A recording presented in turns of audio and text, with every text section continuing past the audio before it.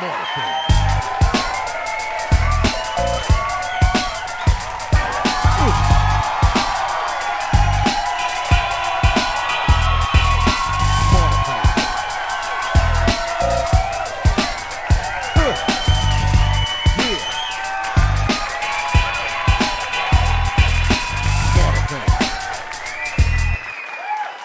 Hey everybody, welcome to another segment of Smarterfan Podcast, where we bring you behind the veil of sports, business, and life. I'm Joe, and this is Barry. How you doing, Barry?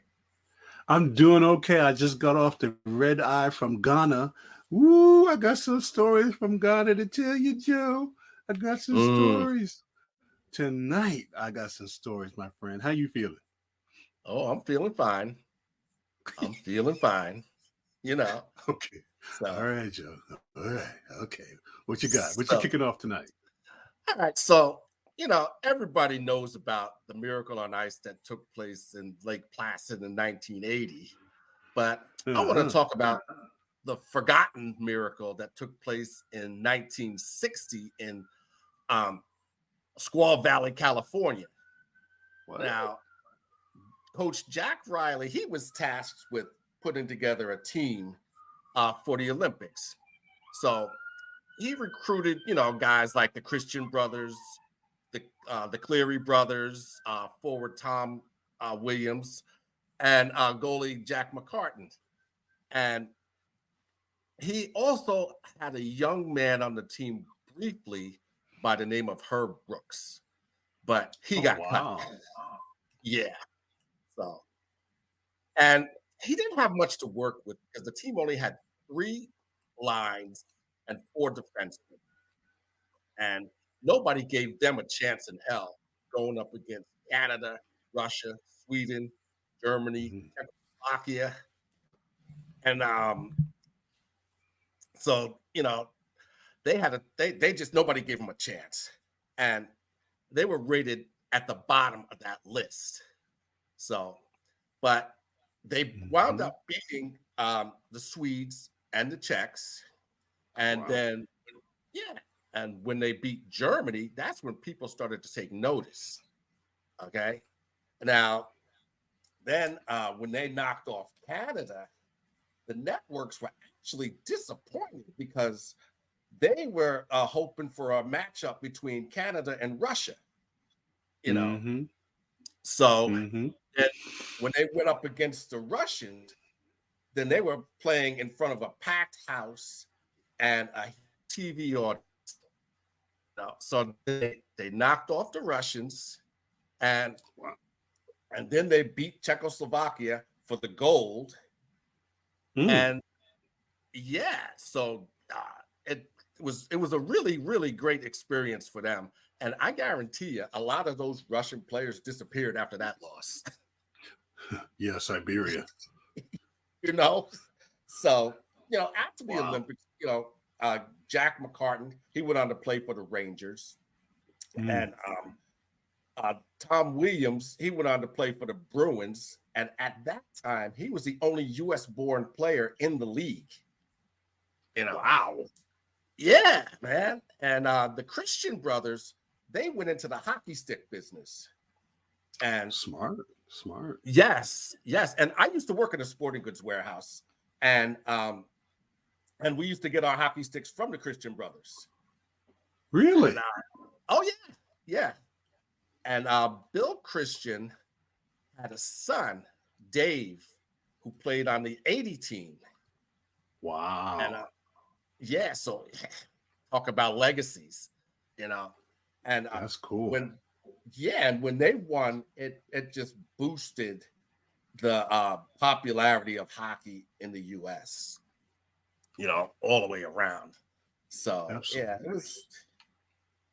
it was just and as we know, Herb Brooks went on to do what he did, and make history in his own right. Sometimes failure is the seed for greatness. Watch out, Smarterfan. When he start quoting and start getting motivational comments, watch out. Here Joe goes. Here he goes. All right. So Let me ask you this. Uh, Hmm. you talked about a documentary about the NFL in Africa. So what's that all about? Man, Joe, man, listen, I gotta stay focused. I stumbled on literally the a documentary by OC Umanura, who used to play for the Giants, two-time Super Bowl Hmm. champion, Hmm. and he produced a documentary kind of talking about the NFL's move into Africa Mm, and how they're supporting players and teaching the skills and bringing African American, anybody but African American and African born, African direct descent players who number in 100 right now, so they're 10% of mm, the workforce, right? mhm. So Wow. you know born in the US but parents are of direct African descent, and just kind of a three-prong approach where it's these camps, and the players are coming over, they're exposing them to the Hmm. cul- you know the it was so amazing because you had African American players who said, man, I've been wanting to come to Africa, and so when I got this opportunity, I jumped on it to give back, to experience Africa with my Hmm. African descent brothers who were playing in an NFL. Mm. It was powerful, man, and Yeah, it sounds on like so it. on so many levels. I tell anybody, take the time, find the documentary, and you will not be disappointed. So, just hearing the hardships guys are going through and how guys are getting opportunity not only to go pro but go to college, right? Hmm. Because they get colleges are recruiting them because of their Mm. talents, their skill level, and a Hmm. lot of these guys are getting the opportunity to change their lives and their families' lives getting into the NFL, right? So talked about one Nigerian brother who just signed a $64 million contract, and so it's amazing, as OC broke down and you heard from other players and their Hmm. input and so forth and so on. It was just powerful, man. Oh my goodness. So I would tell Mm. anybody, take the time to find this documentary, NFL Africa. It's not hard to find. And then the other side of it is the NBA in Africa. So 2 years ago, Mm. the NBA had made a big leap, as you know, from Akeem Olajuwon back in the 80s, and Hmm. 90s, and many other, just more and more African players are in the NBA at a high, Oh high yeah. level, at the Hall of Fame Yes. level. Hmm. And so I remember being a senior in high school, going on a high school trip to Senegal, and Hmm. actually getting the opportunity to play against many of these, not these, many players in Africa who were, their skill level was just off the chain. I mean, these Mm. guys Yeah. back in 83, 84, when I was in high school, was just phenomenal. Jump out of the gym, great handles, all of that. Yeah. And just to see how, where it's come to this point is just amazing. So Africa to me looks like the next huge frontier. You've got such a young population, they're Mm. gravitating to the game because they're seeing stars from their own country succeed. So, you know how people are crazy for football, soccer, Yeah. right? And so the Yeah. same Yep. passion and craziness for basketball is happening and for football, so it's an Yeah. interesting time Yeah. for on the African continent. Absolutely. Absolutely. Wow. So Definitely. Definitely. tune in. It's a great thing to see. Exciting times. Exciting times, my friend. So Mm. what else you got cooking over there? I smell something good on the stove. What you got cooking over there? Okay. I want to talk about this young man who got caught up in the underbelly of sports gambling. Okay. Uh, Now wow. he started off small, betting small, and he was betting illegally online, and and he was winning, so he figured, oh, this is easy, I could do this. you know Was he a player or a ref? well, he was in college.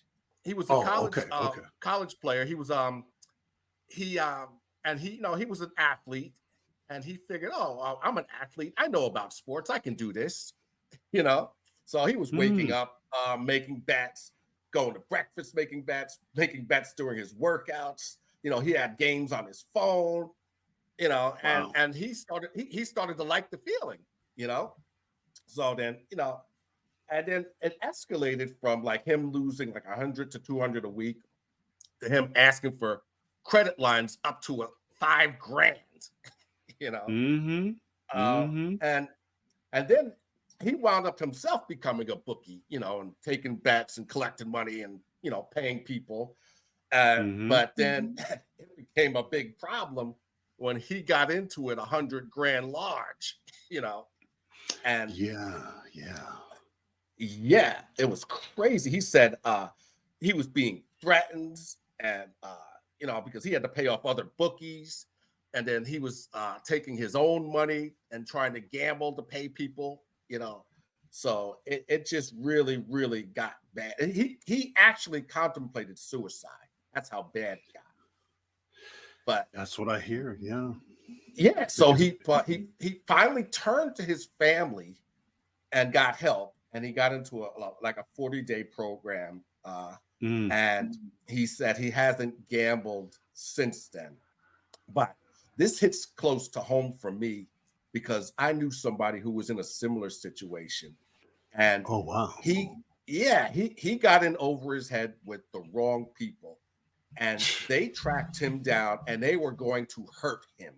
Okay, so he had to go to his family for help, you know, and they got him out of that situation. But unfortunately for him, and God rest his soul, he didn't learn from that experience. And, you know, Mm, and eventually down the road, it wound up being part of the reason him and his wife split up, you know. wow. Wow. So it's just a cautionary tale. And it's you know, it's just really, really sad. You know, I only wish that Mm. he could have got the help that this young man got to get him, you know, you know, to get off of this addiction, because it's what it is. It's an addiction, you know. Yeah. Sports are very addicting. Yeah, you know. And so it's just, and I really I felt bad for the guy, you know. And, you know, like I said, Yeah. he just couldn't kick it. He couldn't kick it at all. He just had the fever, you know. And Yeah. Yeah. Yeah. It's a so lifestyle. it is. Okay, You so know. let me ask you this. Yeah. So what Yeah. about the gaming that you were talking about? Well, the gaming, I don't really think people realize how big gaming is. You know, Hmm. people think, Fortnite gaming is a trillion, it's global business, right? Hmm. And I had this Hmm. conversation with somebody, and we were ended up talking about Cam Newton and his 7-on-7. And I made a comment to the person, and I said, I don't even think people really realize how big 7-on-7 is. And he says, well, what do you mean? 7-on-7 goes on in the NFL all the time, right? Right, And right, and so imagine, I said, a 7-on-7 um, game where you get to pick your players. So right. you could have Elway at quarterback. You could have Michael Irving as the receiver. You could Yeah. have LT on the outside, Ray Lewis in the middle, and Dick Buckus in the middle. I mean, this thing, he's like, oh my goodness, Barry, that is an incredible idea. I said, yeah. Yeah. I said, imagine that. So you could mix old, you know, players from different eras, you know what I'm saying? But 7-on-7. And you could actually have the players' voices talking smack. Mike Singletary's voice.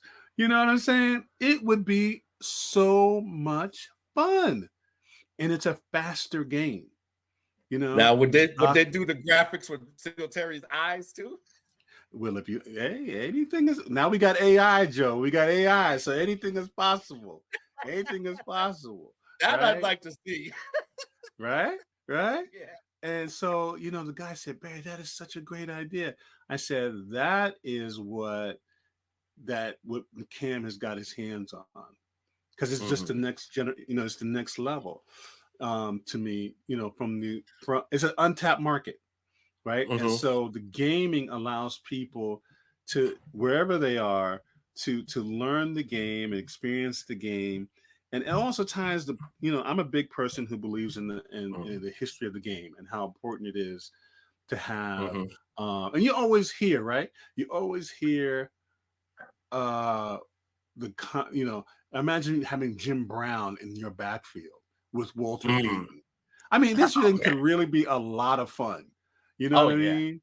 Yeah. You got Earl. I was watching old highlights of Earl Campbell, who was a beast.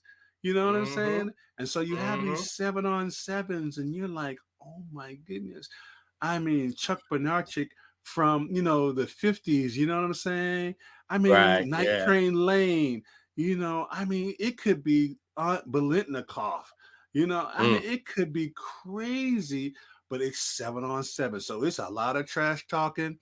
It's a lot of, Mm-hmm. you know what I mean? Mm. It's I know. fast. It could be a lot of fun. So yeah, I just wanted to share that, because that seven on Mm-hmm. seven game, it's a different kind of game. It's a different kind of game. And I Mm. think it could be a lot of fun. I think could be a lot of fun for a lot of people, and Mm-hmm. tying in Mm-hmm. history and all that good stuff.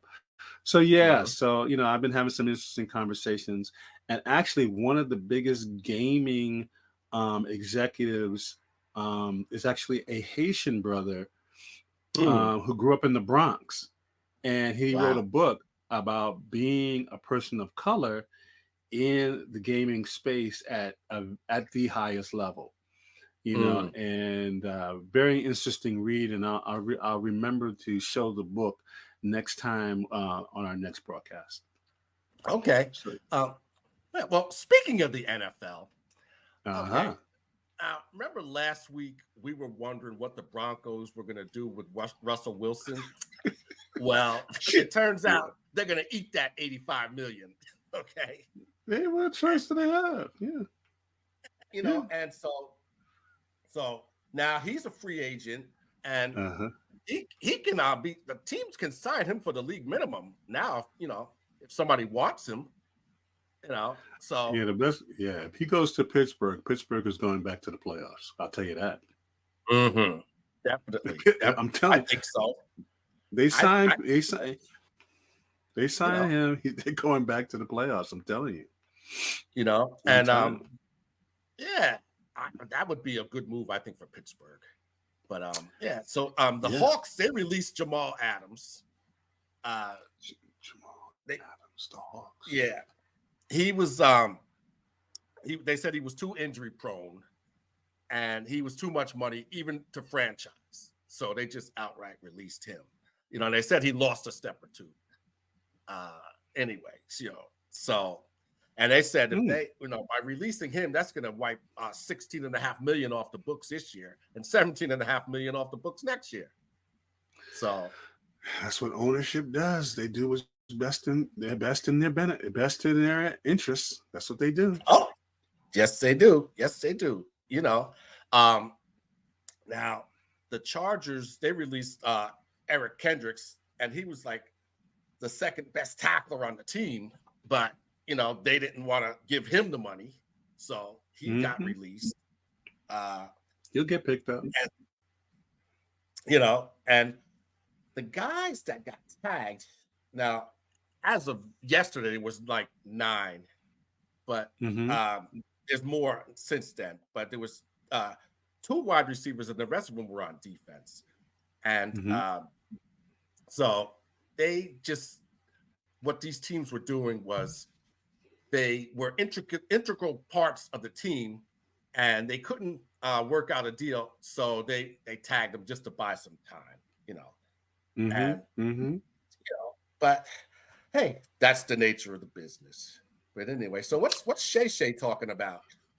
Man, let me tell you, right? You gave me the perfect segue because Club Shay Shay, Shannon Sharp and Gilbert Arenas were having this very conversation about how the teams finagle and try to shake down players for the hometown discount when it's to Mm. their advantage.